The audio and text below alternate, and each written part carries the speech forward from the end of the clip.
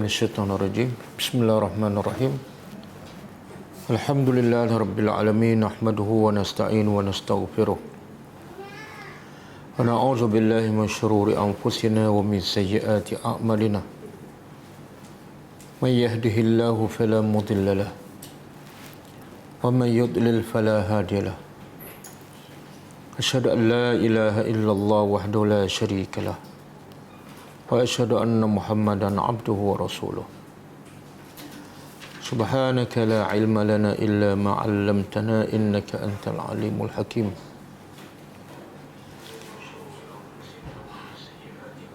Allahumma 'allimna ma yanfa'una wanfa'na bima 'allamtana wa zidna ilma. Allahumma ati anfusana taqwaha wa zakkiha anta khairu man zakkaha anta waliyuha wa maulaha. Rabbi yassir wa la tu'assir, Rabbi tammim bil khair. Amma ba'du.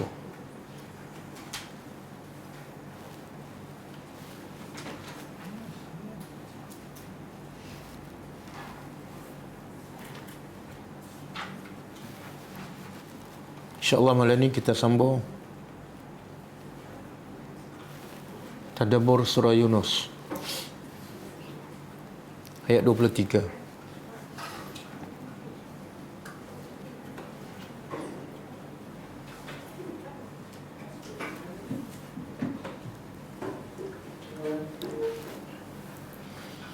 Sebelum tu kita tengok pengajaran ayat yang lepas,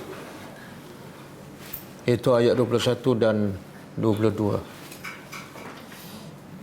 Ayat 21, A'udzubillahi minasyaitonirrajim.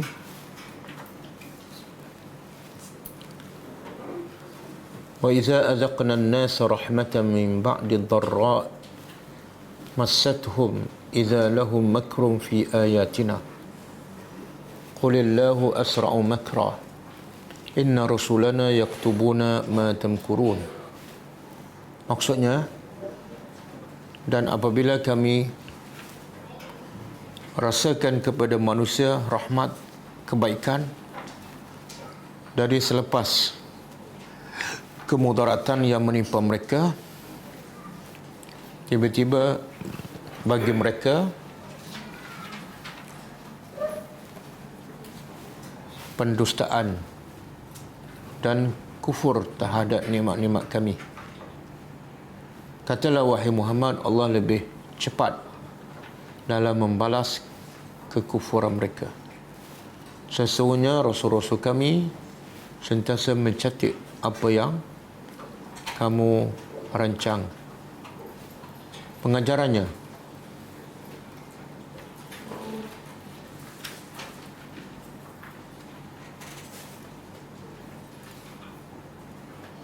antara sifat buruk manusia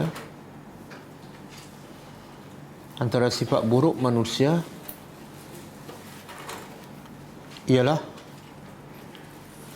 mudah lupa kepada pemberi nikmat.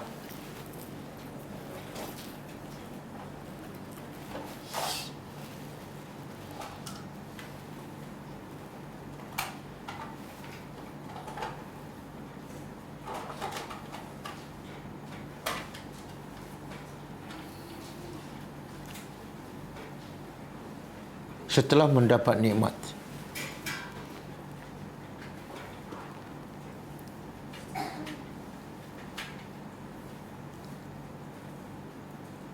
yang kedua,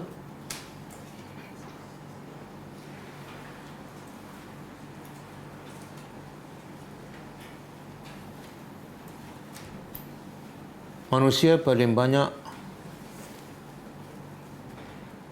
kufur kepada Allah dan nikmatnya dibanding dengan syukur dan taat kepada Allah.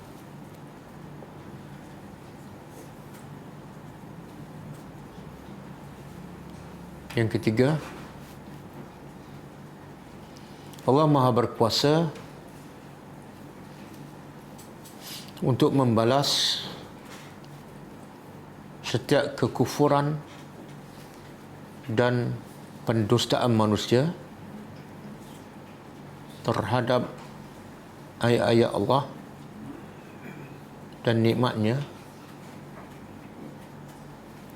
bila-bila masa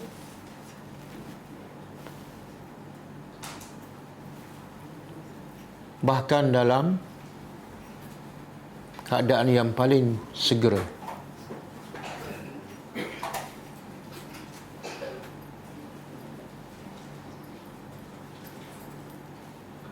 Yang keempat,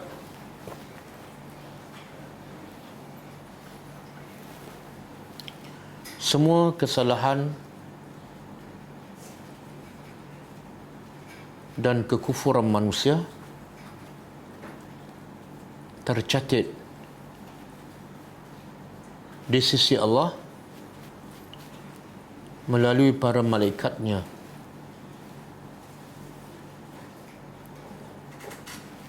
Dan tidak ada yang tertinggal walaupun sebesar zarrah.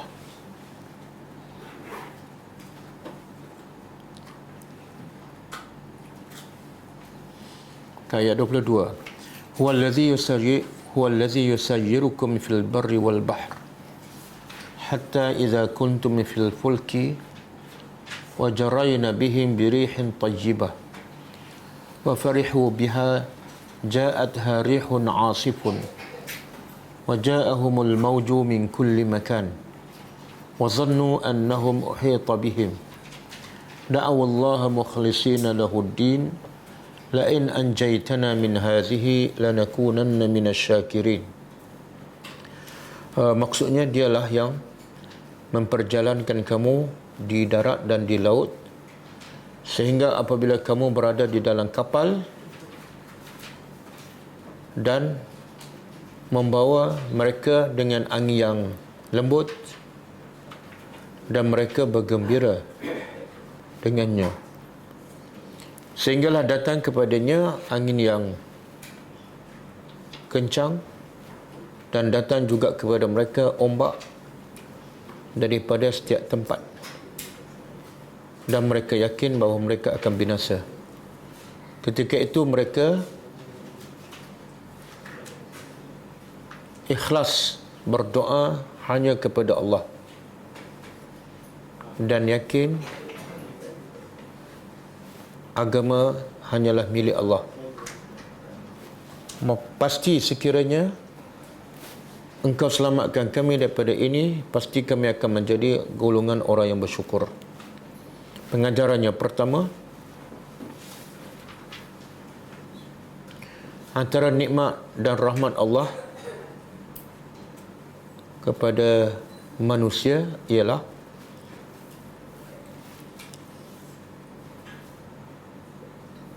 Allah memperjalankan dan memudahkan kehidupan manusia sama ada di darat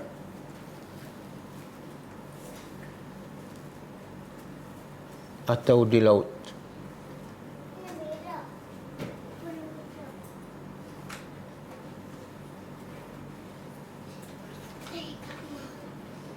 Yang kedua,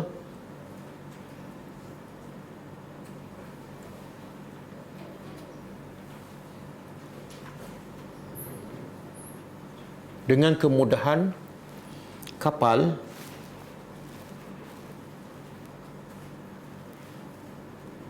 yang diperjalankan oleh Allah di atas air yang lembut,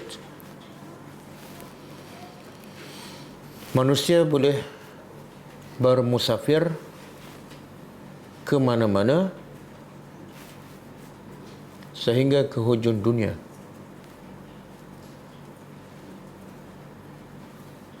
Tetapi amat sedikit manusia yang mensyukuri nikmat Allah.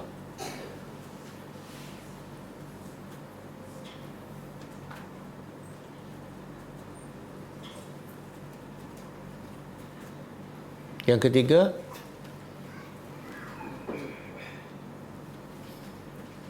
sifat buruk manusia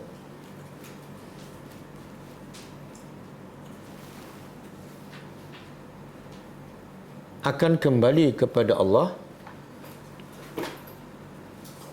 dan berdoa dengan ikhlas.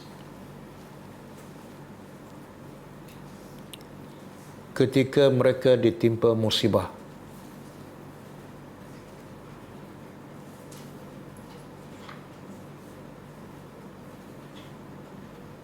Dan mereka yakin kematian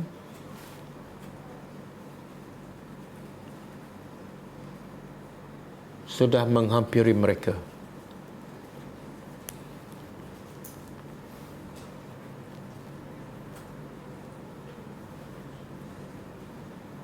Yang keempat, sifat orang yang beriman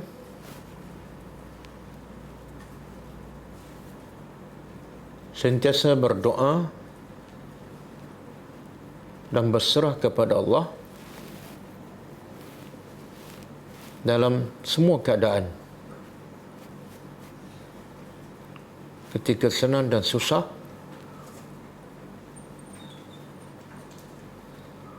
ketika dalam nikmat dan ketika dalam musibah.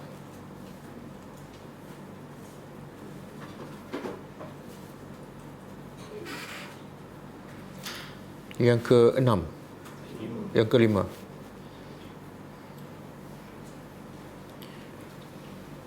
sifat buruk manusia suka meminta dan berjanji kepada Allah apabila berada dalam kesempitan.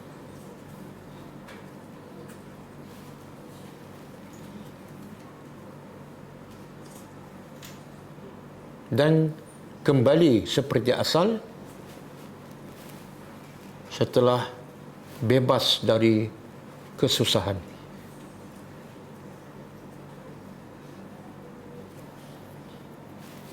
Okey, kita sambung tadabbur ayat seterusnya.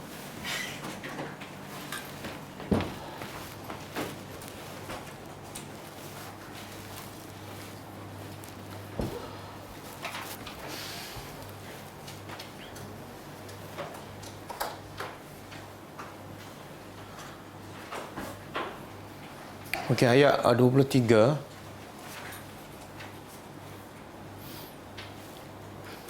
Kaitan dengan ayat yang lepas. Kalau ayat lepas Allah bagi contoh bagaimana sikap manusia bila mendapat nikmat dan bagaimana sikap mereka bila ditimpa musibah. Jadi Allah bagi contoh iaitu ketika mereka di laut. Bagaimana ketika datang angin yang lembut, mereka bergembira dan berseronok. Tapi bila datang angin yang kencang dan ombak yang besar, mereka akan kembali berdoa dengan ikhlas kepada Allah. Dan mereka berjanji, sekiranya mereka diselamatkan oleh Allah, mereka akan kembali kepada Allah menjadi orang yang bersyukur. Jadi ayat hari ini Allah nak bagi tahu keputusannya, rizaknya apa dia. Setelah Allah tunaikan permintaan mereka dan mereka telah selamat. Adakah betul mereka kembali menjadi orang yang beriman atau kembali seperti asal? Okay, a'udzubillahi minasyaitanirrajim. Falamma, maka lama, tatkala, anjahum, dia iaitu Allah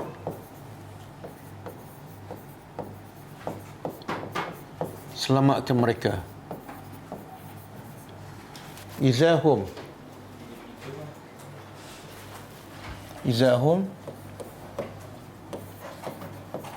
tiba-tiba mereka yabghuna bara.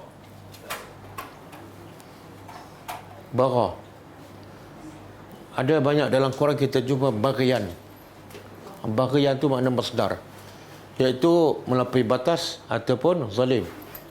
Yabghuna makna yazlimuna. Mereka, dan Allah sebut dalam bentuk fi'il mudhari', sentiasa. melakukan kezaliman.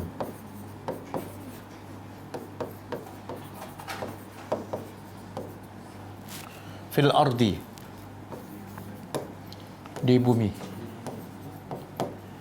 bighairil haq, tanpa hak,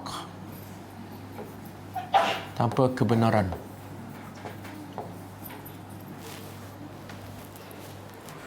Apa maksud ni?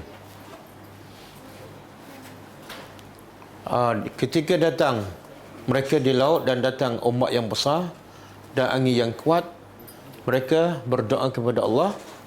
Yang kedua, mereka berjanji, wahai Tuhan, sekiranya kau selamatkan kami, pasti selepas ini kami akan menjadi orang yang bersyukur. Dan Allah makbul tak doa mereka? Di mana ayat yang menunjukkan Allah makbulkan doa mereka? Anjahum. Maka setelah ataupun tatkala Allah telah selamatkan mereka. Jadi Allah makbulkan doa mereka walaupun mereka adalah orang kafir. Jadi di sini pengajarannya, Allah akan makbulkan doa walaupun daripada orang kafir. Tetapi syaratnya apa? Sebab orang kafir ini berdoa dengan ikhlas. Walaupun tidak ada perantaraan. Yang penting ikhlas.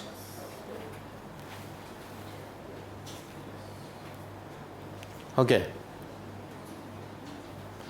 Dan bila Allah selamatkan, mereka janji nak menjadi orang yang bersyukur. Tapi akhirnya mereka tetap balik seperti asal, iaitu yabghuna, melakukan kezaliman. Dan Allah tak sebut kezaliman ni apa kezalimannya. Allah tak sebut. Bila tak sebut, mana? Umum. Kalau sebut mungkin kita rasa kezaliman tu je, yang lain okey. Tapi Allah nak begitu semua bentuk kezaliman. Dan kezaliman yang paling besar, syirik kepada Allah. Dan sebenarnya syirik pada Allah, zalim kepada siapa? Diri sendiri. Begitu juga bila dia zalim kepada orang. Contoh, dia ambil hak orang, dia rasuah, dia mengumpat. Sebenarnya dia zalim kepada siapa? Diri sendiri. Yang paling rugi ialah orang yang mengambil hak orang. Sebab semua dituntut untuk dia membayar balik di akhirat besok. Dan di akhirat tidak ada duit untuk bayar balik kecuali dengan pahala yang dilakukan. Itu kalau ada pahala. Kalau tak ada, muflis, bankrupt. Jadi Allah kata, inilah perangnya manusia. Bila dalam kesempitan, kembali kepada Allah. Bila lepas dari kesempitan, kembali kufur kepada Allah. Okey, ini ayat ni spesifiknya tentang orang kafir. Tapi berlaku tak kepada orang Islam? Berlaku kan? Boleh bagi contoh? Boleh bagi contoh yang berlaku setiap hari depan mata kita? Contoh, orang kita bila sakit kan, dia berdoa tak kepada Allah? Berdoa? Dia berdoa. Kadang-kadang dia wakilkan anak-anak dia, keluarga dia supaya pergi ke masjid. Dan ada pengumuman kan, selepas solat Isya kita akan adakan solat ajad sebab bapa si fulan sedang ternak di hospital. Mana dia kembali tak kepada Allah? Kembali. Ketika itu kembali, dia cari masjid dan berdoa kepada Allah.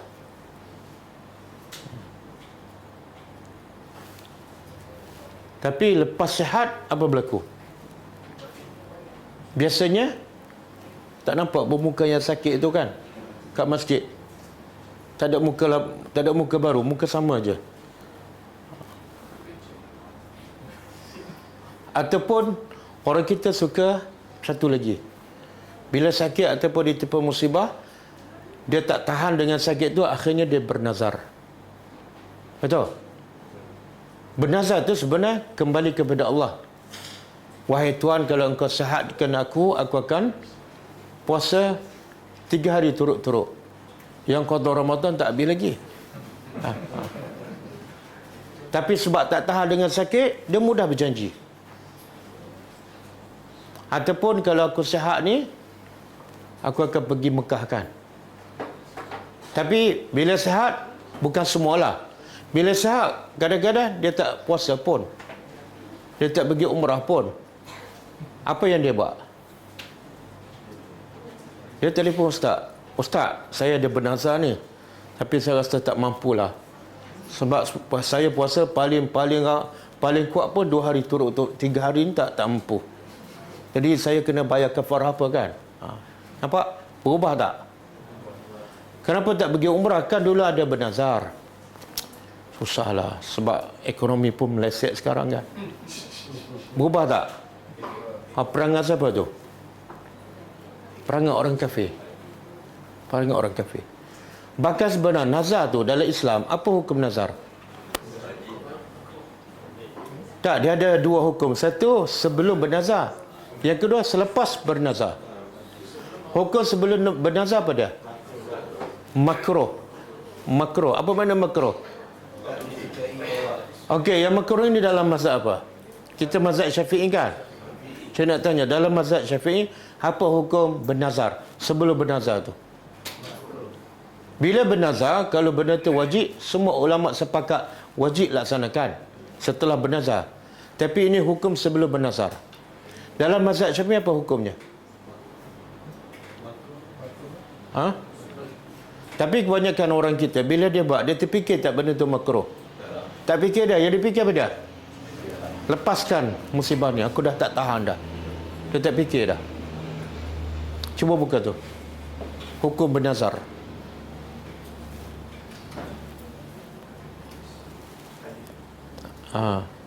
Hadis. Yang pendek. Anda baca bahasa Arab, tengok yang mana satu.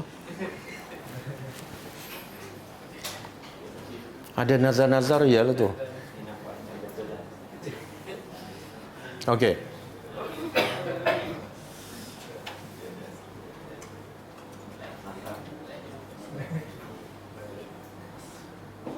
Okey. Ma'a anna nazar. Sedangkan nazar itu fil asli, pada asalnya ialah makruh. Hukumnya makruh. Bukan sunat. Kama huwa, sebagaimana hukum itu adalah mazhab aksaru, mazhab yang paling ramai, iaitu mazhab Syafi'i, mazhab Maliki dan mazhab Hambali. 3 mazhab mengatakan hukum nazar adalah makruh, bukan sunat. Kenapa kita nak cari penyakit kan buat benda makruh? Lepas tu lepas nazar bila sihat tak laksanakan. Apa dalilnya? Apa hukum? Dalil bahawa nazar itu adalah makruh. Li hadisi Abdullah bin Umar. Kerana hadis daripada Abdullah bin Umar radhiyallahu anhuma, dia berkata, naha an-nabiyyu. Naha makna melarang.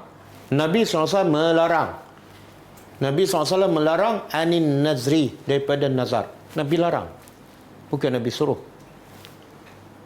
Kemudian Nabi bagi sebab. Kenapa tak boleh? Sebabnya ialah innahu la yaraddu syai'an. Sebab nazar tu tak boleh menolak sesuatu pun. Katalah kita sakit. Adakah dengan nazar tu boleh menghilangkan sakit? Tak boleh. Tak boleh.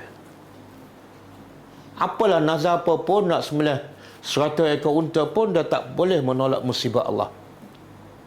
Satu. Yang kedua, sebab kedua, Nabi larang. Wa innama, sesungguhnya hanyalah nazar itu yustakhraju, dikeluarkan bihi dengannya minal bakhil, daripada orang yang bakhil. Hadis apa ni? Hadis paling kuat, muttafaqun alaih. Jadi 2 sebab kenapa Nabi larang bernazar. Satu, sebab nazar tak boleh menolakkan apa yang Allah takdirkan. Yang kedua, sebab nazar ni sebenarnya keluar daripada siapa ni? Orang bakhil. Apa maksud dia? Dia bersyarat dengan Tuhan. Maknanya bakhil lah. Kalau dia tak bakhil, kalau dia pemurah, apa dia buat? Masa sihat dia puasa dah 3 hari. Masa sihat dia dah sedekah dah. Ini tunggu sakit, kemudian bila Allah tak sembuh, baru dia bersyarat, wahai Tuhan, kalau engkau sembuhkan, baru aku nak buat ibadat. Itu perangai yang buruk. Perangai haji bakhil. Kita kalau kita bos, staf kita bersyarat, bos, kalau bos naik gaji bulan ni, saya datang awal. Okey tak staf tu? Mana boleh kan? Dia bersyarat dengan bos. Ini yang bernazar ni bersyarat dengan siapa ni? Lagi tak beradab. Okey? Jadi jangan bernazar. Kemudian bila bernazar, hukumnya wajib. Kalau tak nak buat ataupun tak mampu, kena bayar kafarah. Apa kafarahnya? Tak, sama ada bagi makan 10 orang miskin atau bagi pakai 10 orang miskin, salah satu, atau merdekakan hamba, salah satu. Bagi makan 10 miskin, atau bagi pakai 10 orang miskin, atau merdekakan hamba. Kalau tak mampu salah satu, barulah puasa 3 hari. Puasa 3 hari. Ustaz, saya bernazar tak mampu tu sebab puasa lah. Pilihlah bagi makan pada orang miskin. Okey?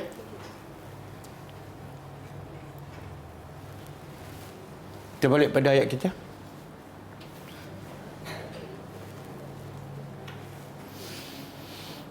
Okey. Mereka zalim di atas muka bumi tanpa hak. Maksud apa ni? Apa-apa saja bentuk kezaliman tidak ada dalil, tidak ada ilmu. Semuanya adalah batil.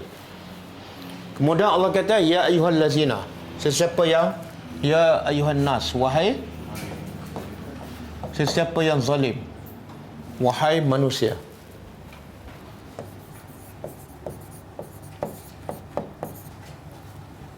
Kenapa Allah sebut an-nas, tak sebut allazina amanu? Sebab cerita ni yang dilanda ribut di tengah laut ni siapa? Orang kafir. Jadi ayat ni lebih asalnya tuju pada orang kafir. Bila orang kafir kena sebut an-nas. Sebab apa? Perangai ni perangai orang kafir. Perangai orang beriman tak? Orang beriman sentiasa berdoa kepada Allah, sama ada senang ataupun susah, sepanjang masa. Okey. Kamu zalim kan? Innama, sesungguhnya, hanyalah baghyukum. Ini masdar daripada yabghuna. Kezaliman kamu, hanyalah kezaliman kamu, ala anfusikum, ke atas diri-diri kamu. Apa maksud dia? Apa maksud? Kamu dah berjanji nak balik pada Allah bila selamat, tapi bila Allah selamatkan, kamu teruskan kezaliman, maka Allah bagi amaran. Sesungguhnya kezaliman kamu tu hanyalah ke atas diri kamu. Apa maksud dia? Bila kamu zalim, walaupun nampak zalim orang sebenar, semua kesan kezaliman balik pada diri kamu. Dia akan menanggung kezaliman kamu ialah anfusikum, diri kamu sendiri. Okey. Jadi orang zalim ni dia akan tanggung kesannya di dunia. Apa dia? Kat dunia hidupnya tak akan senang, hidupnya tak akan bahagia. Dan di akhirat dia akan dapat azab Allah. Jadi orang yang zalim ni akan dapat 2 azab. Satu balasan kat dunia, yang kedua balasan di akhirat. Cuba buka hadis tu.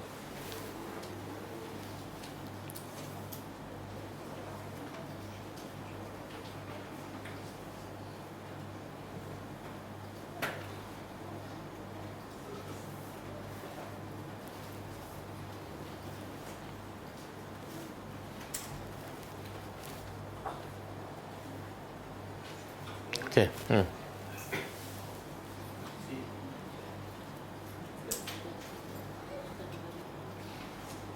Okey. Cuba kita terjemah. Wa an Abi Bakrah. Daripada Abi Bakrah radhiyallahu anhu dia berkata, qala Rasulullah sallallahu alaihi wasallam, telah bersabda Rasulullah sallallahu alaihi wasallam, ma min zambin, tidak ada daripada dosa-dosa, apa-apa dosa, ajdaru, yang lebih ajdaru, yang lebih utama, an yu'ajjilallah, tidak ada mana-mana dosa yang lebih utama Allah segerakan kepada sahibi, orang yang melakukan dosa, al-uqubah, balasan di dunia, ma'ah, bersama, ma yaddakhiru lahu fil akhirah, bersama balasan yang Allah simpan di akhirat. Faham? Belum? Minal baghi, daripada dosa baghi yang tadilah, kezaliman, wa qati'atir rahim, dan putus hubungan silaturahim. Okey, saya ulang. Nabi kata tidak ada satu dosa pun yang paling utama untuk Allah segerakan balasannya kepada pelakunya di dunia, dan di samping itu juga Allah akan terus kekalkan balasannya di akhirat. Dosa apa ni? Kezaliman dan putus hubungan silaturahim. Mana dia akan dapat berapa balasan? 2. Dia contohlah, kalau orang beriman buat dosa, bila dia bertaubat kan, habis tak? Dan di akhirat kena balas tak? Tak ada. Ataupun dia buat kesalahan jenayah yang sepatut dilaksanakan hukum hudud, mencuri potong tangan, ataupun berzina sebabkan, dan hukum tu dilaksanakan, dia dapat hukuman kat dunia. Di akhirat dapat lagi tak? Tak ada. Tapi yang ni kat dunia pun kena, di akhirat pun kena. Apa dia? Buat zalim pada orang, ambil hak orang. Dan yang kedua, putus hubungan silaturahim. Putus hubungan silaturahim ni Nabi sebut dalam satu hadis yang lain, la yadkhulu al-jannah qati'un, tidak akan masuk surga siapa yang memutuskan hubungan silaturahim. Siapa ni silaturahim? Siapa? Aqarib, keluarga kita yang ada keturunan sedarah, sedaging. Okey. Jadi sebelum mati, mana-mana ada masalah dengan keluarga ke, adik-beradik ke, sepupu, sambung terus. Jangan tangguh besok. Takut mati malam ni, takut-takut termasuk ni. Kena dapat 2 azab, kat dunia dan di akhirat. Okey? Balik pada ayat.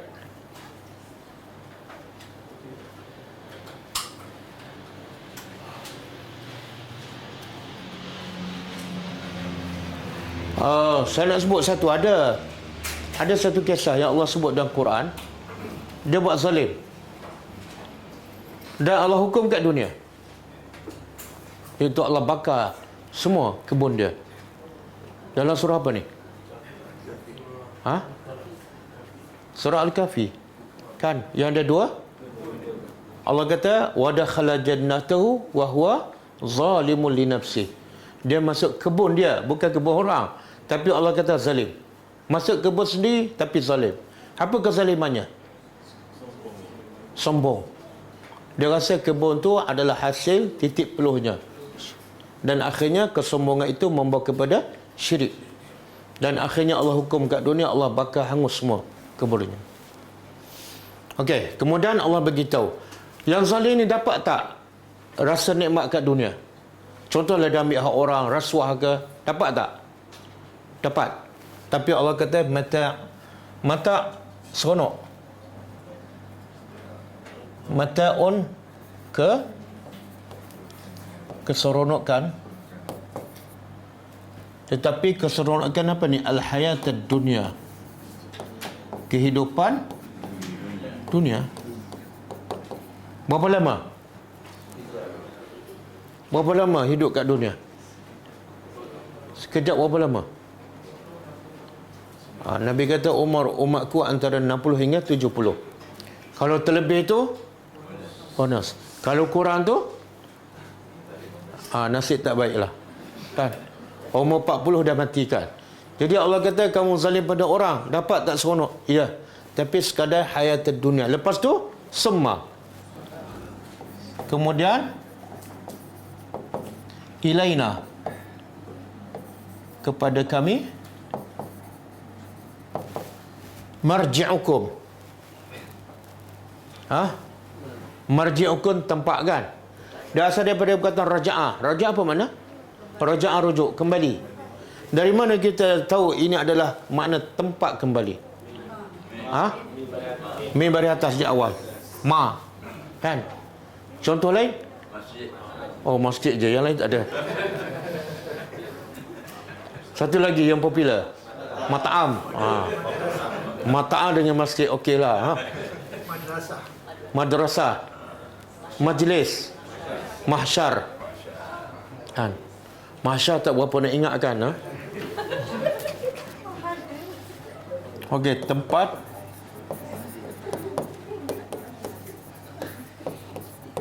kembali kamu. Kamu zalim pada orang, seronok. Tapi kehidupan dunia sementara. Lepas tu, akhirnya kamu kembali kepada ilaina, hanya kepada kami. Lepas kembali, bukan sekadar kembali, tapi fayunabbi'ukum. Lalu, dia, iaitu Allah, akan yunabbi'u daripada naba'. Allah akan memberitahu ataupun membongkar bima kuntum, dengan apa yang kuntum kamu lakukan dulu. Ini amaran Allah. Kamu nak zalim, silakan. Kamu nak seronok, tapi aku nak bagi tahu seronok sekejap aja. Lepas tu balik kepada aku akan bongkar dan aku akan balas. Allah tahu semua tak? Semua perbuatan orang zalim. Walaupun satu sen. Tahu. Dari mana Allah tahu? Ayat sebelum ni. Inna rusulana, rasul-rasul kami, kerja kami, apa dia? Kerja mereka. Yaktubun, mencatat. Jadi jangan zalim pada orang. Lebih-lebih lagi dekat pilihan raya ni, jangan zalim pada rakyat. Nanti lagi teruk tu, sebab rakyat ramai kan. Nanti semua kena tahan di akhirat besok. Berlaku adil lah kepada rakyat. Okey? Cuba buka surah ni. Surah Ali Imran ayat 196 dan 197.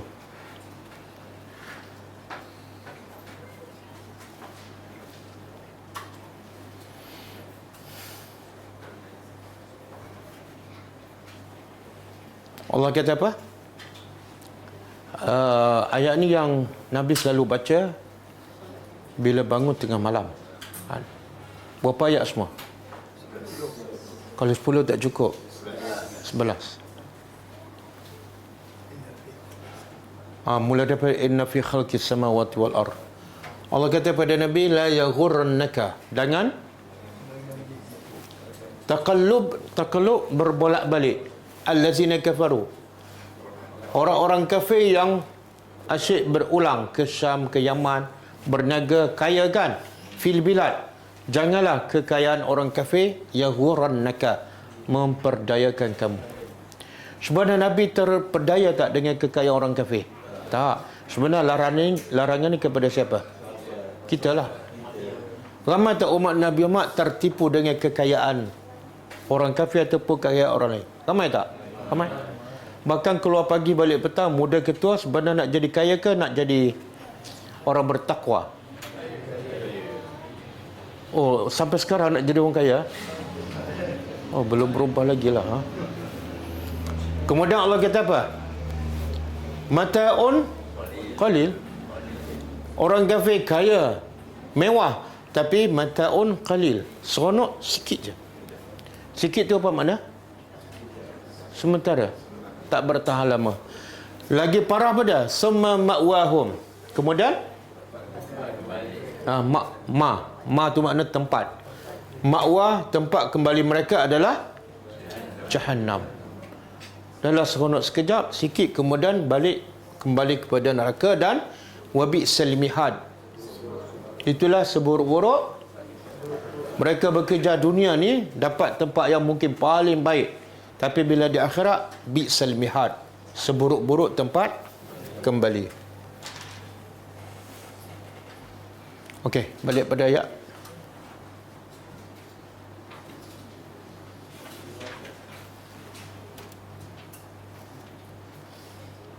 Ayat seterusnya, innama. Ayat sekarang Allah nak bagi contoh, contoh perumpamaan kehidupan dunia yang kebanyakan manusia tertipu dan akhirnya sampai ke mati mereka tertipu dengan kehidupan dunia, dan bila mati mereka menyesal tapi dah terlambat. Jadi Allah buat perumpamaan kehidupan dunia dengan apa ni? Kita tengok innama. Innama apa dah? Sesungguhnya, hanyalah masalul hayatid dunya, perumpamaan kehidupan dunia, kamain, seperti, ka tu seperti, main air.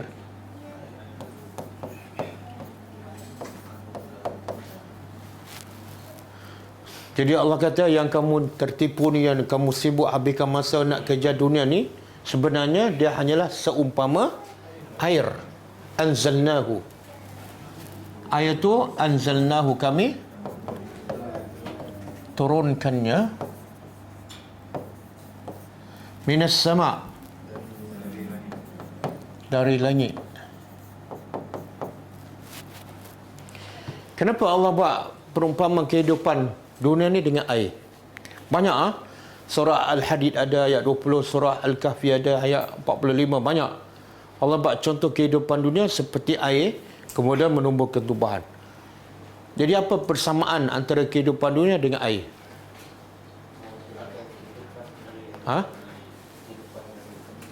Kehidupan itu asal kehidupan. Sebenarnya semua asal kehidupan makhluk Allah daripada air. Manusia ke haiwan kan, itu asal. Tapi apa persamaan? Kehidupan dunia seperti air. Apa persamaan? Dia contoh macam ni. Saya kata Fatimah seperti bulan, kan? Apa persamaan antara Fatimah dengan bulan? Cantik. Muhammad seperti laut. Itu perumpamaan. Apa persamaannya? Ilmunya seperti laut. Sekarang kehidupan dunia sama seperti air. Apa persamaannya? Dunia tak mengalir? Datang? Satu air itu tak tetap. Kan? Kadang-kadang ada, kadang-kadang tak ada. Kadang-kadang bertakung, kadang-kadang kering. Itulah kehidupan dunia. Tak ada yang tetap. Kadang-kadang miskin, kadang-kadang kaya, kadang-kadang sehat, kadang-kadang tak tetap, sebagaimana air. Dan tak sama dengan akhirat, kan? Akhirat, air di akhirat kekal tak? Kekal. Semakin lama semakin cantik, semakin wangi. Yang kedua, apa persamaannya? Air ni, kalau kita ambil, kita ke tumbuhan ke haiwan ke, kalau ambil sekadar yang cukup, dia memberi manfaat pada kita. Tapi kalau ambil lebih, memudaratkan. Contoh kita siram pokok lebih, kan? Berlebihan, apa jadi? Begitulah dunia. Kalau kita ambil sekadar cukup, memberi faedah. Tapi ambil berlebihan, habis, hancur hidup kita. Itu antara persamaan. Kemudian fakhtalata. Lalu ikhtalata, ikhtilat, telah bercampur. Kita biasa dengar ikhtilat. Ikhtilat tu mana? Pergaulan bebas. Fakhtalata, lalu bercampur dengannya. Nabatul ardi. Nabat, tumbuh-tumbuhan di bumi.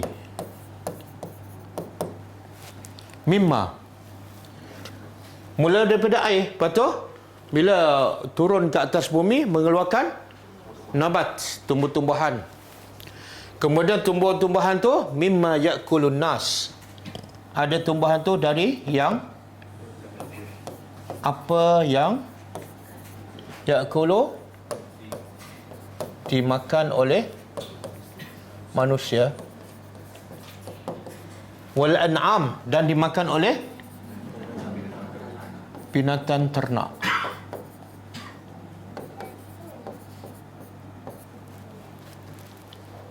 Okey, kenapa Allah asingkan?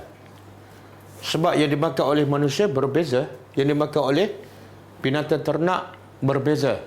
Betul? Contohlah yang dimakan oleh manusia apa dia?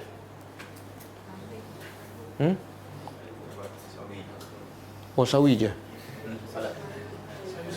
Padi lah dulu, beras dulu, makanan asas kan. Makanan asas padi, gandum kan. Buah-buahan, sayur-sayuran. Roti daripada gandum. Dan dimakan oleh binatang rumput. Ada tak binatang makan buah-buahan? Ada.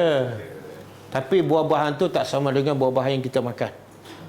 Jadi makanan manusia berbeza dengan makanan binatang. Jadi Allah asingkan. Bahkan dalam surah Yasin Allah sebut makanan yang dimakan oleh manusia dan makanan yang dimakan oleh binatang, dan akhirnya manusia makan binatang yang makan makanan tu. Betul kan? Subhanallah. Jadi manusia makanan yang lain, binatang makanan yang lain. Jadi sama tak manusia dengan binatang? Sama ke tak? Kadang-kadang sama. Kadang-kadang binatang lebih teruk pada manusia. Walaupun makanan manusia istimewa. Betul? Betul tak? Manusia makan rumput. Binatang ni makan rumput. Manusia makan apa? Buah-buahan, musangking kan? D24, apple. Tapi Allah kata apa? Ulaika kal an'am. Manusia tu sama seperti binatang. Balhum adal. Bahkan lebih teruk daripada binatang yang makan rumput tu. Makanan hebat tapi perangai lebih teruk pada binatang yang makan rumput. Kan? Cuba buka surah Muhammad ayat 12.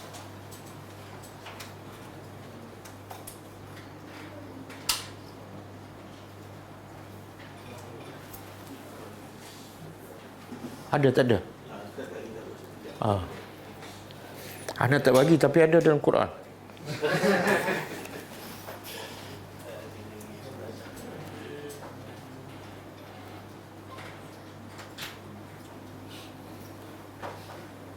Okey. Okey. Cuba terjemah. Tengok apa Allah kata. Bukan saya kata. Innallaha, sesungguhnya yudkhilu, Allah memasukkan allazina amanu, orang-orang yang beriman, wa amilus salihat, surga, jannatin, surga tajri min tahtihal anhar. Ya, tengok, simple je. Allah kata Allah akan masukkan ke dalam surga yang mengalir sungai. Siapa ni? Yang ada dua syarat. Satu, beriman. Yang kedua, tanda dia iman, amal soleh. Okey? Kemudian satu golongan lagi Allah kata wallazina kafaru. Lawan beriman kafir. Yatamatta'una. Mereka bersenang-senang, fi'il mudhari'. Menunjukkan orang kafir ni sentiasa bersenang, berseronok. Lepas berseronok, wa yakuluna, makan. Kita tak faham apa bezanya. Allah buat contoh. Kama, sebagaimana ta'kulu, makannya al-an'am, binatang ternak. Jadi orang kafir bila makan seronok, tidur kahwin. Allah kata macam binatang. Betul? Wanar, dan lagi parah benda, lebih teruk daripada binatang. Neraka maswa, tempat tinggal mereka. Tempat tinggal orang ke binatang? Orang. Sebab itulah binatang di akhirat besok Allah hidup kembali tak daripada mahsyar? Hidup. Tapi lepas tu Allah buat apa? Jadi tanah. Sebab tu bila orang kafir tengok binatang tu dia hidup, kemudian akhir sekali jadi tanah, habis cerita. Maka orang kafir bercita-cita nak jadi apa? Apa ayat tu? Ya laitani kuntu turaba. Alangkah baiknya kau jadi macam binatang. Kamu bukan macam binatang, lebih teruk binatang masa kat dunia. Tapi di akhirat dia nak jadi macam binatang sebab apa? Bila jadi tanah, habis kita. Tapi tak mungkin.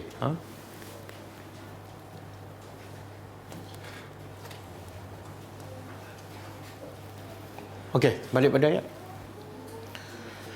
Kemudian hatta, sehingga turun air hujan, kemudian tumbuh-tumbuhan, kemudian tumbuhan itu dimakan oleh manusia dan binatang, sehinggalah apabila akhazatil ardu. Kalau kita terjemah harfiah, akhazat bumi, akhazat telah mengambil, al-ardu bumi telah mengambil,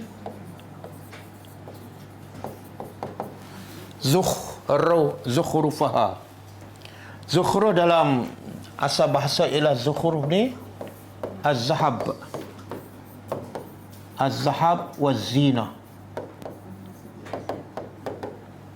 Az-zukhruf zahab iaitu emas, dan zina perhiasan. Maksud apa ni? Bila mula-mula bumi itu kering kontang, kemudian turun hujan, lepas tu keluar tumbuhan. Apa jadi pada bumi itu? Macam-macam tumbuhan, macam-macam warna-warni. Apa jadi pada bumi? Indah, cantik. Itu maksud. Sehinggalah bumi itu menjadi cantik, seumpama perhiasan. Betul? Bumi mengambil keindahannya, dan semua tengok terpegun. Wazayyanat, dan ia bumi berhias, mana nampak cantiklah. Ia takkan nak kata bumi berhias. Pernah tengok bumi bermakeup? Terhias. Terhias. Okey? Wazanna, dan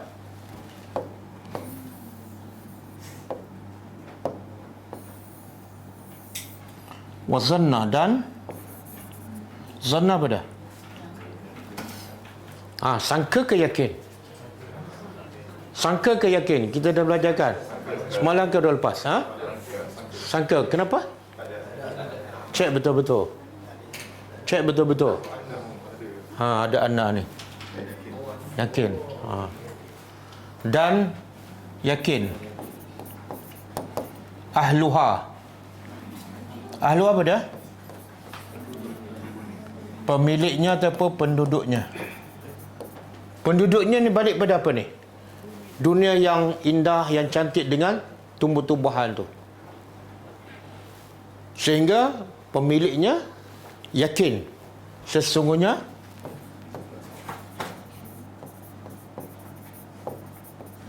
mereka qadiruna. Qadiru apa dia?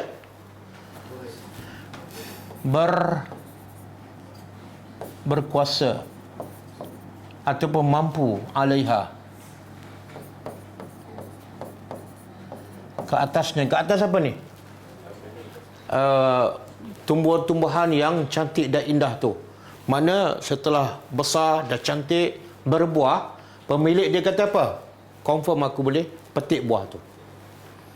Tiba-tiba ataha, datang kepadanya,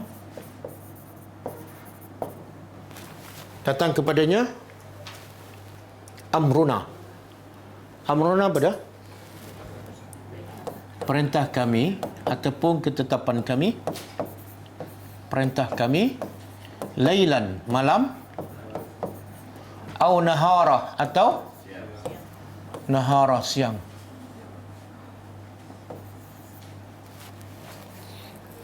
Dia bahasa Arab kalau nahara, naharun, ini sungai. Sungai. Kalau naharun, siang hari. Beza sikit je. Naharun sungai, naharun siang hari. Sehingga datang perintah kami, ketetapan kami, bila? Waktu malam ataupun siang. Faja'alnaha, lalu kami jadikannya, nya tu makna balik pada kebun ataupun tumbuh-tumbuhan yang cantik tu. Kenapa ni? Ha? Ni. Ha? Ni. Oh. Dia keluar sendiri ya? Okey. Lalu kami jadikannya hasidah. Apa makna hasidah? Kebun, tumbuhan yang indah, yang cantik itu, yang macam-macam warna. Hasidah mana? Hancur. Hasidah asal makna dia maqtu'ah, terputus. Dia terjemah apa?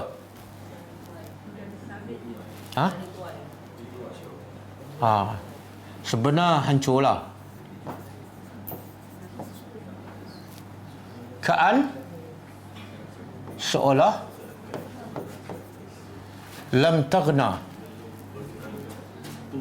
belum pernah tumbuh. Ams siapa dia? Taghna ni, taghna daripada ghania. Ghania ni makna kaya. Maksud di situ ialah kaya tu ialah makmur. Bila sebenar amruna ni ialah musibah. Mereka tengah seronok dan confirm nak petik tu, tiba-tiba datang perintah kami bila ni? Malam ataupun siang. Biasa musibah tu datang ketika mana? Banyak Allah sebut dalam Quran. Azab Allah turun tu bila tu? Malam ataupun waktu tidur, ataupun waktu duha, ataupun waktu yal'abun, mereka sedang bermain. Kenapa? Kenapa azab Allah turun di waktu itu? Yalah, kenapa turun ketika mereka leka? Supaya azab tu lagi berganda. Mereka tak bersedia langsung untuk menghadapi azab tu. Jadi dalam keadaan mereka tak bersedia turun azab, azab itu berganda. Berbeza tak kalau Allah bagi tahu awal, besok akan turun azab, dia pun bersedia? Berbeza kan?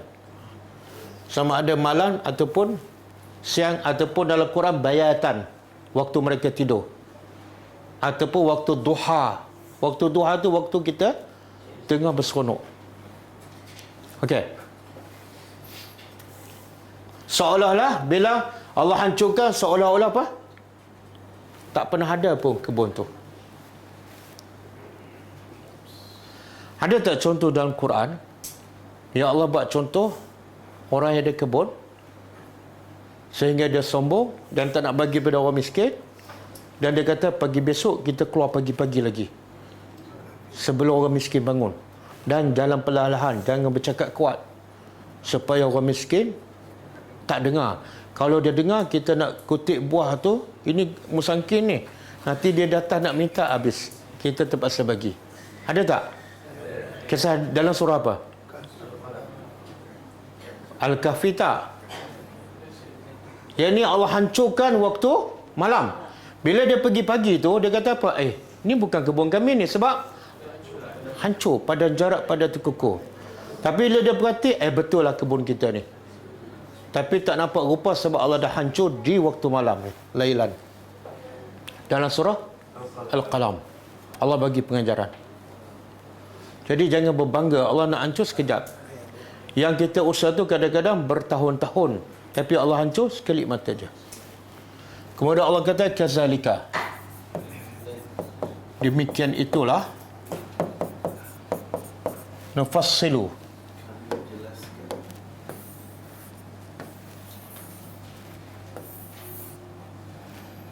kami jelaskan al-ayat. Apa makna al-ayat? Keterangan ataupun tanda-tanda kebesaran kami.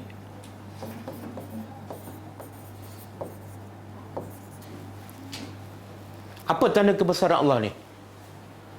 Daripada bumi kering kontang, Allah turunkan air keluar tumbuhan pula berbagai jenis, berbagai rupa, berbagai rasa, berbagai warna.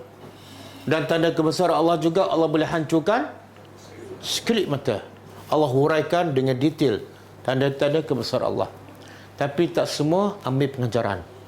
Hanya siapa yang ambil pengajaran? Liqaumin, bagi kaum yang berfikir.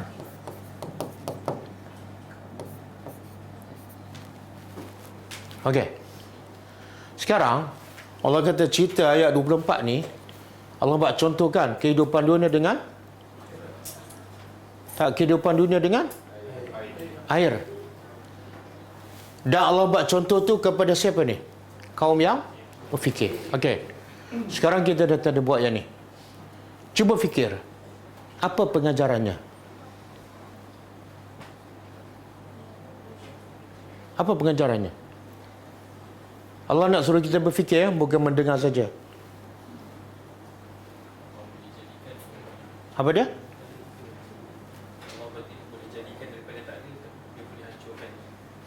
Tak, Allah buat sekarang Allah buat contoh perumpamaan kehidupan dunia dengan air yang keluarkan tumbuhan. Apa pengajarannya? Apa dia?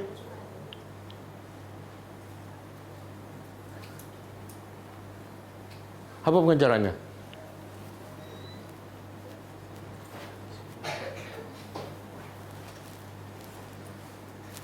Malam ni tak boleh balik ya.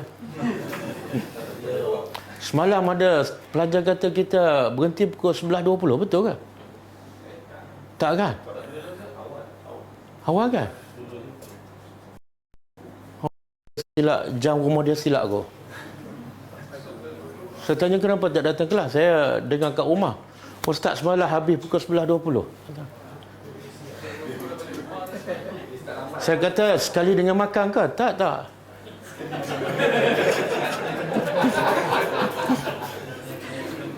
Betul, saya asyik tengok jam je, betul tak? Cuma malam ni mungkin 11.20 selagi tak boleh jawab ni. Apa pengajarannya? Bila Allah buat contoh kehidupan dunia dengan tumbuh-tumbuhan, air dan tumbuh-tumbuhan, Allah nak kita ambil pengajaran. Apa pengajarannya? Apa dia? Macam? Cantik. Macam apa? Macam tumbuhan lah. Betul tak? Kita terpegun tak bila tengok tumbuh-tumbuhan macam-macam bentuk, macam-macam warna, buah pula kan? Betul tak? Ada orang sanggup pergi ke mana? Jepun ke? Tengok taman-taman berbagai-bagai warna bunga dia kan? Betul kan? Kos dia kadang-kadang 4-5 ribu hanya nak tengok tu, terpegun. Betul kan? Okey. Lepas tu? Hancur. Lama tak ambil masa nak hancur, nak kering? Lama tak? Jadi pengajarannya apa? Kehidupan dunia seronok macam mana, dia akan berakhir. Dan sebenarnya tak lama, walaupun umur kita 60-70. Tapi 60-70 sebenarnya bila dibanding dengan akhirat, 60-70 tu sebenar berapa lama? Dibanding dengan kehidupan akhirat yang selama-lama, 60-70 tak ada nilai langsung. Sebab tu bila ditanya pada yang mati, berapa lama kamu tinggal kat dunia? Dia akan jawab apa?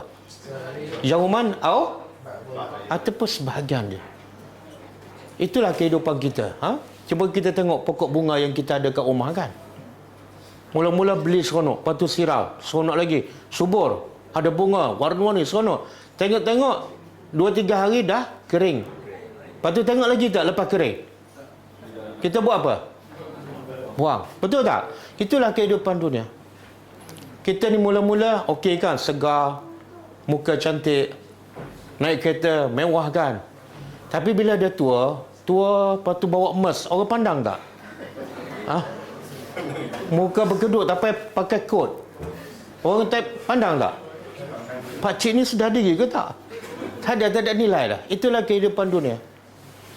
Dulu kita naik kereta mewah bangga, tapi bila umur 80 naik emas bangga tak?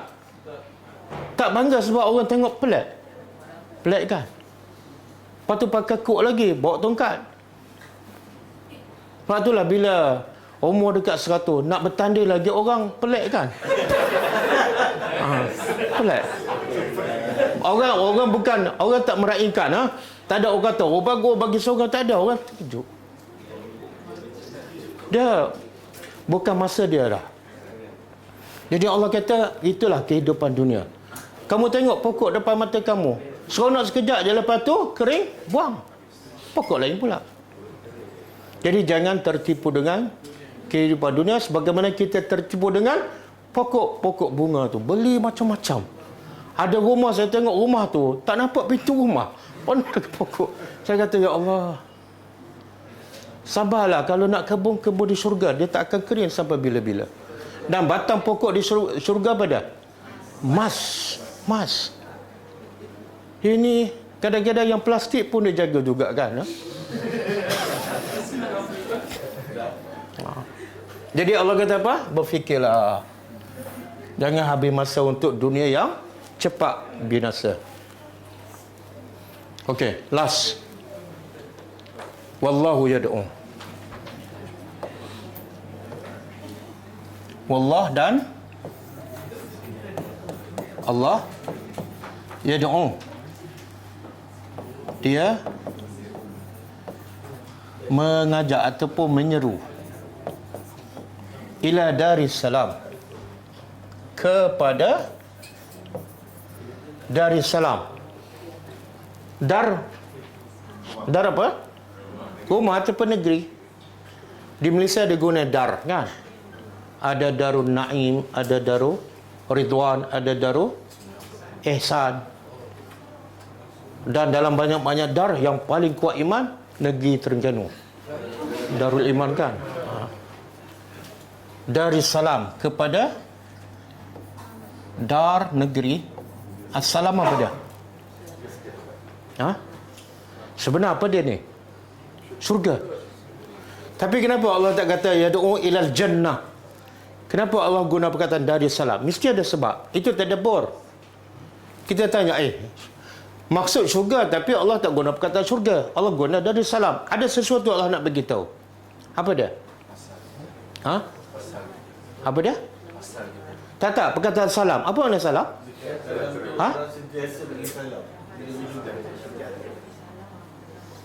Salam ni mana?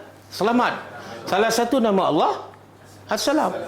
Kita baca zikir lepas salat, Allahumma antas salam. Engkau adalah As-Salam. Wa minka As-Salam. Dan itu nama Allah. Salam juga nama syurga. Sebenarnya Allah nak bagi isyarat. Salam ni, syurga dinamakan salam sebab syurga selamat daripada segala kelemahan, segala kekurangan, segala keaiban. Semua benda yang menyakitkan, yang menyusahkan, semua tidak ada di syurga. Dan Allah nak bagi isyarat, kat dunia semua tak selamat. Betul? Kalau kamu muda, tak akan selamat. Satu masa tua. Kalau kamu sihat, satu masa sakit. Kalau kamu kaya, satu masa. Kalau kamu harta banyak, satu masa kamu tinggal. Kadang-kadang kamu mati dulu sebelum harta tu hilang. Kadang-kadang harta tu terhapus dulu sebelum kamu. Jadi dunia tak selamat. Kadang-kadang seronok sekejap, lepas tu penat kan? Dapat duit kan, tengok-tengok tengah bulan dah habis. Ya Allah. Jadi tak ada benda yang selamat kat dunia. Yang selamat satu je, iaitu, jadi Allah nak, siapa yang ajak kita masuk syurga yang selamat ni? Allah. Tapi ramai manusia ikut syaitan. Syaitan yad'u ila an-nar, negeri yang selamat. Jadi As-Salam satu nama Allah, yang kedua nama syurga, yang ketiga sebab syurga sentiasa ucapan salam. Siapa yang bagi salam? Pertama Allah. Qaulan salamun qaulan min rabbir rahim. Yang kedua, malaikat sentiasa bagi salam. Yang ketiga, sesama kita. Sebab tu negeri syurga dipanggil Darussalam. Kan? Okey. Dan wa yahdi, dan dia yahdi, menunjuk, man, kepada siapa, yasha, dia kehendaki, ila, ke siratin, jalan yang lurus. Bila sebut sirat, apa beza sirat? Sirat dengan tariq, apa beza? Kalau terjemah dua-dua jalan kan? Tapi apa beza? Dalam bahasa Arab, kalau sebut sirat, pertama mesti besar, luas. Kalau tariq, mungkin besar, mungkin sempit. Yang sempit pun dia panggil tariq. Yang kedua, bila sebut sirat, dia akan lurus. Walaupun ada mustaqim. Mustaqim itu penegasan. Bila sebut sirat, mesti lurus. Bila lurus, apa kebaikannya? Tak ada simpang kanan kiri. Cepat sampai dan mesti sampai. Itu mana? Sirat. Dan juga sirat tadi mana luas. Bila kita berada di jalan yang luas, apa perasaan kita? Tenang. Bila kita masuk Islam keseluruhan, jiwa kita tenang walaupun rumah sempit. Okey? Jadi Allah mengajak kepada jalan yang lurus. Okey, cuba perhati. Ada dua kan? Satu, Allah mengajak kepada surga kan? Surga dari salam. Yang kedua, yang ni yad'u. Yang ni yahdi. Masa Allah mengajak, Allah sebut tak mengajak siapa? Tak ada kan? Allah mengajak kepada surga. Tak sebut siapa. Tapi bila Allah yahdi, menunjukkan jalan, Allah bagi tahu tak kepada siapa? Siapa? Apa beza? Apa beza?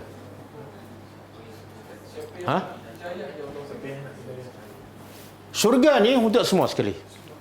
Siapa nak silakan. Memang Allah nak semua masuk surga. Sebab itulah kalau ada orang yang bertaubat, Allah lagi cepat menerima taubatnya.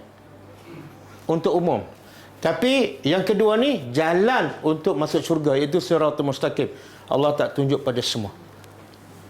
Allah tunjuk hanya kepada siapa ni? Orang yang nak hidayat. Siapa nak, dia dapat. Yang ni umum. Kalau nak, cari hidayat. Kalau betul kamu nak, Allah akan bagi. Allah kata apa?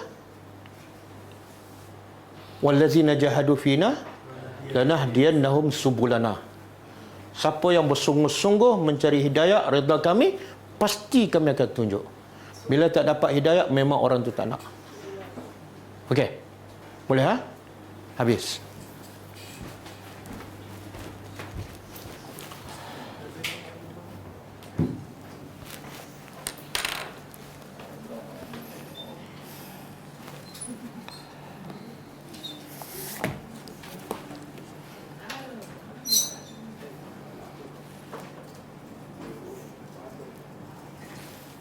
Okey, kita baca sikit buku 62 amalan pembuka pintu syurga.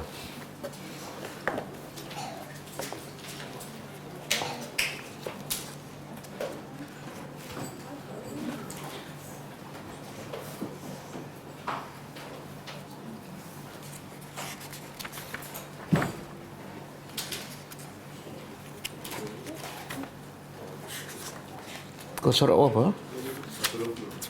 120. Okey. Semalam kita ada baca dua hadis kan. Yang Nabi kata apa? Aku memerhati kepada penghuni syurga, maka aku lihat kebanyakannya fakir, orang miskin. Dan aku perhati pula ke dalam neraka, aku lihat kebanyakannya adalah wanita. Tapi apa sebab? Apa sebab kebanyakan wanita masuk neraka sedangkan mereka sebenarnya lebih mudah masuk syurga dibanding dengan lelaki? Okey, saya nak baca satu hadis Nabi begitu sebab. Semoga kita ambil pengajaran dan panduan. Dalam satu hadis daripada Abdullah bin Abbas, kata Nabi SAW, Uritu an-nar fa iza aksaru ahliha an-nisa yakfurna qila ayakfurna billah qal yakfurna al-ashir wa yakfurna al-ihsan law ahsanta ila ihdahunna ad-dahra thumma ra'at minka syai'an qalat ma ra'aitu minka khairan qat. Maksud dia hadis sahih riwayat Bukhari dan Muslim. Kata Nabi SAW, aku diperlihatkan neraka. Allah perlihatkan neraka kepada Nabi maka faiza aksaru ahliya, kebanyakan penghuninya adalah an-nisa, wanita. Dan apa begitu sebabnya yakfurna, mereka kufur. Nabi tak begitu kufur kepada siapa. Nabi biar macam tu je. Maka sahabat bertanya, sahabat ni sensitif kalau sebut neraka, dia nak tahu apa punca supaya mereka dapat elakkan. Jadi sahabat bertanya, sebab Nabi tak beritahu, ayakfurna billah, adakah sebab mereka kufur kepada Allah? Nabi kata bukan. Mereka beriman kepada Allah, tetapi yakfurna al-ashir, mereka kufur kepada suaminya. Dan wa yakfurna al-ihsan, mereka kufur dengan ihsan suaminya, kebaikan suaminya.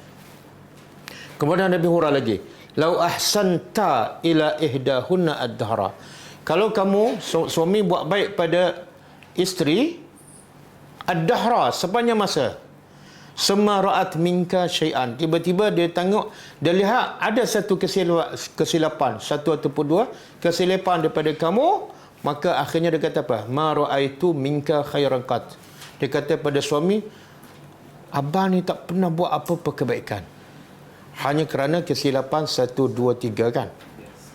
Itu makna kufur kepada suami. Dia beriman pada Allah, beriman pada Rasul, tapi kufur kepada suami. Okey. Soalnya, kenapa dalam banyak-banyak dosa wanita, yang ni yang Nabi sebut?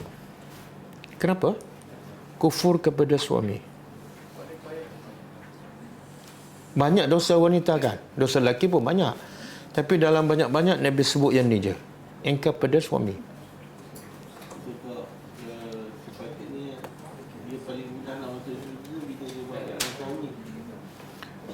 Bukan.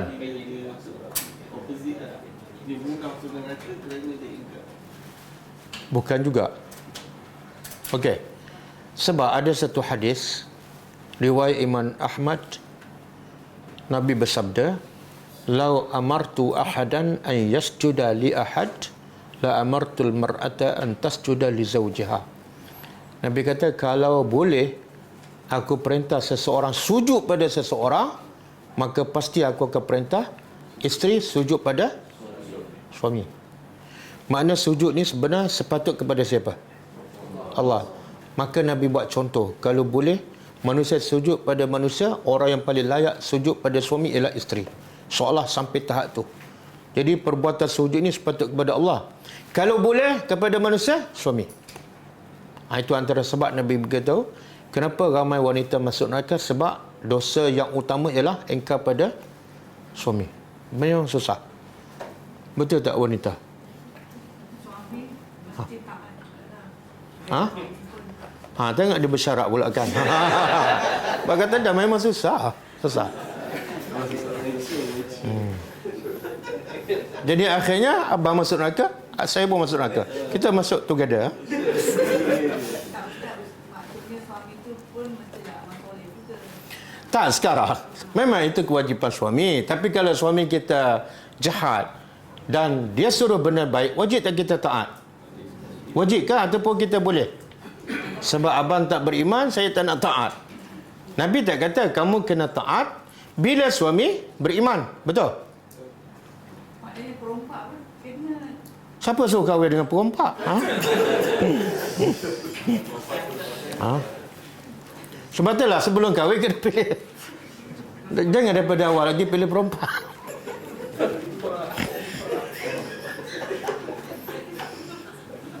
Okey. Pilih suami yang soleh. Pilih isteri yang. Okey.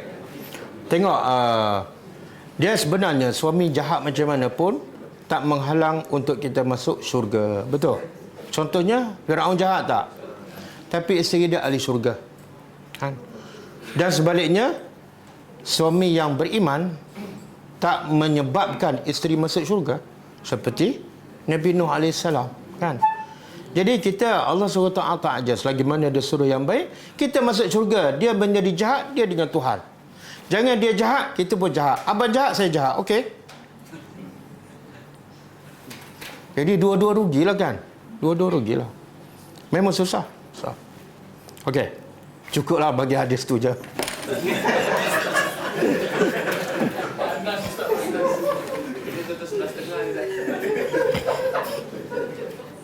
Oh, tak sampai 11.30 ha? Tak apalah, dah panas, kita sejukkan dengan makanan ha? Okey, kita tutup dengan tasbih kafarah. Subhanakallahumma wa bihamdika asyhadu an la ilaha illa anta astaghfiruka wa atubu ilaik. Assalamualaikum warahmatullahi wabarakatuh. Insyaallah. كتاب الله ترق جنانه وتنى العظيم